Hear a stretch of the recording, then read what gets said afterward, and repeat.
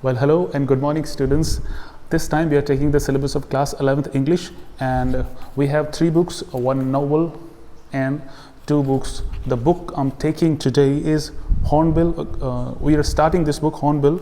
It has prose and poetry, both the sections. And today, from the prose section, we are taking the Portrait of a Lady, chapter number 1, and it is written by Khushwant Singh, the most famous writer of India in English.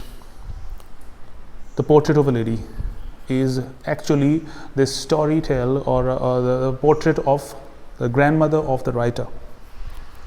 तो आपको book साथ में रखनी पड़ेगी and line by line explanation, जैसा कि आपको easy लगता है, इजी टू अंडरस्टैंड लगता है, वैसे ही मैं पढ़ाने वाला हूँ. तो बुक अपने हाथ में रखिए और लाइन बाय लाइन आप अपनी बुक में भी देखते जाइए. So let's start with the first paragraph, that is my grand mother, like everybody's grandmother, was an old woman. She had been old and wrinkled for the 20 years that I had known her. Means the writer is telling the personality of his grandmother. His grandmother is just the same like all the other grandmothers. दूसरे बच्चों की जैसे grandmothers हैं वैसे ही writer की grandmother है, wrinkled है, चेहरे पे झुर्रियाँ हैं, और writer अपनी grandma को जानता है पिछले 20 साल से, और उनको लगता है कि शायद 20 साल में उनका ना तो फेस का लुक या पूरी बॉडी का जो स्ट्रक्चर है वो चेंज नहीं हुआ है. वो 20 साल पहले भी बूढ़ी थी और अभी भी she is still old. People said that she had once been young and pretty and had even had a husband. लोग तो कहते हैं कि कभी वो जवान भी हुआ करती थी and she also had a husband. लेकिन ऐसी बूढ़ी औरत के कभी कोई पति भी होगा और बच्चे होंगे और जवान होगी, इट्स हार्ड टू बिलीव, विश्वास नहीं होता है. माई grandfather's portrait hung above the mantelpiece in the drawing room. मेरे जो दादाजी हैं उनकी भी फ़ोटो यानी कि पोर्ट्रेट जो दीवार पे टंगा हुआ है. He wore a big turban, एक बड़ी टर्बन, साफा वो पहनते थे, and loose fitting clothes, loose fitting ढीले टाइप के क्लोथ्स वो पहनते थे. His long white beard covered the best part of his chest. He had such a long beard that covered the best part of chest. Chest तक उनकी दाढ़ी नीचे तक आ रही थी. And he looked at least 100 years old. बच्चे की बात है, मजाक की बात है, और बच्चे का जिस तरह से मन होता है, जिस तरह की उसकी इमेजिनेशन होती है, उसी तरह से बच्चा बात करता है.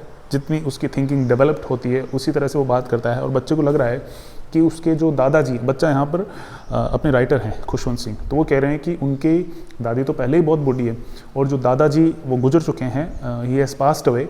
तो उनकी जो फ़ोटो लग रही है दीवार पे, वो उनको देख के ऐसा लगता है कि शायद वो सैकड़ों साल के होंगे. ऑब्वियसली सफ़ेद कलर की दाढ़ी है. तो he did not look the sort of person who would have a wife और चिल्ड्रन. दादी भी ऐसी नहीं लगती कि वो कभी जवान हुआ करती होंगी, और दादाजी की भी फ़ोटो देखी, इट डजंट सीम लाइक कभी वो जवान होंगे और उनके कोई वाइफ भी होगी. He looked as if he could only have lots and lots of grandchildren. हाँ, ऐसा ज़रूर लगता है कि उनके ग्रैंड चिल्ड्रन होंगे. चिल्ड्रन तो नहीं लगता है, उनके बेटे या बेटियां होंगी ऐसा तो लगता नहीं है, पोते पोते होंगे ऐसा ज़रूर लगता है. As for my grandmother being young and pretty, the thought was almost revolting. और मेरी दादी की अगर बात की जाए तो जवान होगी और सुंदर होगी, ये तो थोड़ा अजीब लगता है. She often told us of the games she used to play as a child. That seemed quite absurd and undignified on her part, and we treated it like the fables of the prophets used to tell us. Fables परी कथाएं होती है, झूठ मूठ की जो कथाएं बना के पेश कर देते हैं बच्चों का मन बहलाने के लिए, जो किताबों में मिलती है आपको परियों की कथाएं. कुछ उसी तरह की कहानियाँ दादी सुनाया करती थी कि जब मैं छोटी थी तो मैं ये वाला गेम खेलती थी, वो वाला गेम खेलती थी. And all the games Dadi told them are related to the youngsters, the children. और ये it's hard to believe that she was a child, she was a pretty girl, she was a lady once and she was young. कभी वो छोटी बच्ची हुआ करती थी, games खेला करती थी, या जवान हुआ करती थी. विश्वास नहीं होता है उनको अभी की कंडीशन में देखते हुए. अभी की कंडीशन में जो है वो बूढ़ी हैं, व्रिंकल्ड है, चेहरे पे उनकी झुर्रियाँ पड़ी हुई, काफ़ी बूढ़ी, बहुत बूढ़ी है. तो ऐसा लगता नहीं कि कभी वो छोटी बच्ची भी होंगी. Come to the next paragraph. She had always been short and fat and slightly bent. मैंने यानी कि राइटर ने जितना मेरी दादी को देखा है वो शॉर्ट है, पीछे से वो बेंट है, मुड़ी हुई है, झुकी हुई है, क्योंकि बूढ़ी है इसलिए. तो हर face was a criss cross of wrinkles running from everywhere to everywhere. उनके चेहरे पर क्रिस क्रॉस, इधर से झुर्रियाँ निकल रही है, इधर से झुर्रियाँ निकल रही है, आपस में एक दूसरे को क्रॉस करती हुई जा रही है। It's wrinkles and wrinkles all over her face. उसके चेहरे पर या शरीर पर चारों तरफ झुर्रियाँ ही हैं। No we were certain she had always been as we had known her. ऐसा लगता है कि जैसा हमने उनको देखा है, बूढ़ी उम्र में उनको देखा है, तो शायद वो हमेशा ही बूढ़ी ही पैदा हुई होंगी दादी। ओल्ड, सो टेरिबली ओल्ड, बूढ़ी और वो भी बहुत ज़्यादा बूढ़ी, that she could not have grown older. इससे ज़्यादा बूढ़ी अब नहीं हो सकती, पहले से बहुत बूढ़ी है। And had stayed at the home age for 20 years, stayed at the same age, stayed at the same age for 20 years. पिछले 20 सालों से शायद इसी उम्र में हम उनको देखते आ रहे हैं। She could never have been pretty, सुंदर तो कभी हो नहीं सकती वो, but she was always beautiful. हाँ, बूढ़ी हैं लेकिन सुंदर लगती है दादी। She hobbled about the house in spotless white one hand resting on her waist to balance her stoop. हमेशा ही घर में चारों तरफ घूमती रहती, मंडराती रहती। एक तो हाथ तो उनके पीठ पे रहता हमेशा ही, क्योंकि वो झुक के चलती थी। एक हाथ में उनके जो है उनका डंडा रहता, बैसाखी रहती। And the other telling the beach of a rosary, और दूसरे हाथ की हेल्प से वो रोजरी, अपनी जो रोज़ की जो माला थी, जो गार्लैंड थी, उसको पिरोती जाती थी। ये काम वो करती रहती। Her silver locks were scattered untidily over the pale puckered face. पीला सा, मुरझाया सा, पुराना सा चेहरा था, उसके ऊपर उसके जो सिल्वर कलर के चांदी जैसे बाल थे, ना पूरे सफ़ेद ना पूरे काले, सिल्वर कलर के। जो मच्योर लोग होते हैं, 60 प्लस 70 प्लस 80 प्लस की एज के जो लोग होते हैं, उनके कुछ इस तरह के बाल होते हैं, चांदी जैसे चमकीले। तो उनके लॉक्स, उनकी जो लटें थी, वो चेहरे पर आ रखी थी दादी के। And her lips constantly moved in inaudible prayer. उसके होंठ हमेशा ही हिलते रहते थे। It seemed like she was praying for the blessings of her family. Yes, she was beautiful.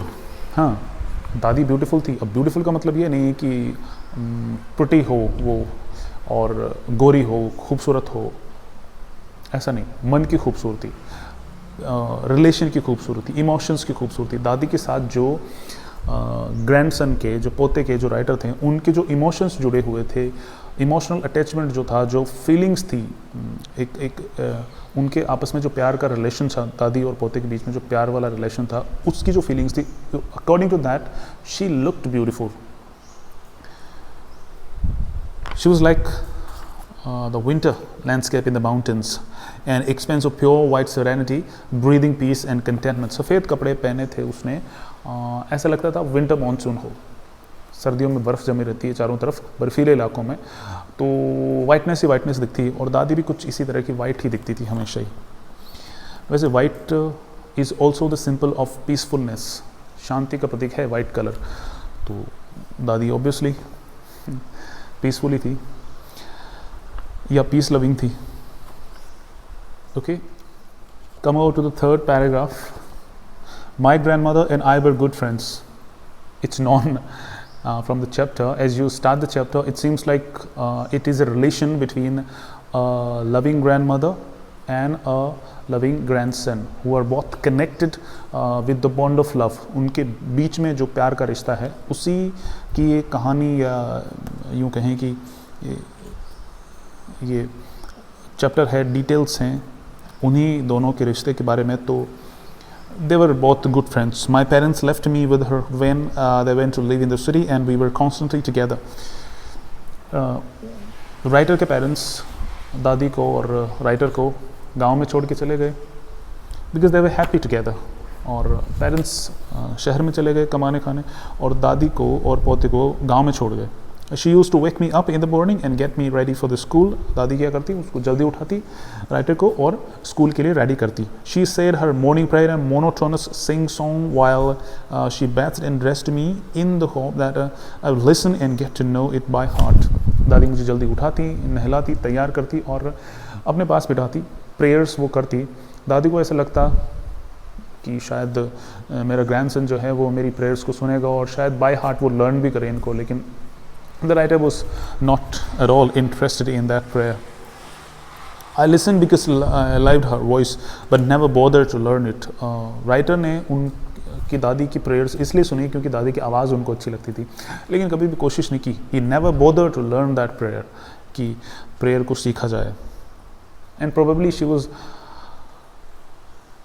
telling, or she was doing a prayer who was actually boring, for the writer at least. Then she would fetch my wooden slate, which she had already washed and plastered with yellow chalk, a tiny earthen ink pot and a red pen. Writer जब school जाता था तो ये materials उनके पास रहते थे, equipments उनके पास रहते थे. एक स्लेट रहती थी, उसके ऊपर येलो पेंट कर देती थी दादी धो के, ताकि उस पर वाइट चौक चल सके, और इंक पॉट रहता था and a red pen. Tie them all in a bundle. Bag वैग नहीं हुआ करते थे उस ज़माने में, एक बंडल में बांध देती गठरी टाइप से सभी चीज़ों को, and hand it to me, और मुझे दे देती. After a breakfast of a thick stale chapatis with little butter and sugar spread on it. शक्कर और थोड़ा मक्खन लगा के शाम की ठंडी चपातियाँ राइटर को खिलाती, और वो स्कूल के लिए उन राइटर को छोड़ने चली जाती. वो enter the school. She carried several stale chapatis with her for the village dogs. और दादी अपने साथ शाम की बनी हुई चपातीज, जो स्टेल बासी हुई चपातियाँ थी, लेकिन she used to eat it, और अपने पोते को भी वो यही खिलाती थी. तो उसके साथ भी वो बांध देती कटरी में, और साथ में जो बची हुई चपातियाँ थी उनको भी दादी ले जाती, ताकि वो रास्ते में जो स्ट्रीट डॉग्स हैं, जो कुत्ते हैं, वो मिलते हैं तो उनको वो खिला देती.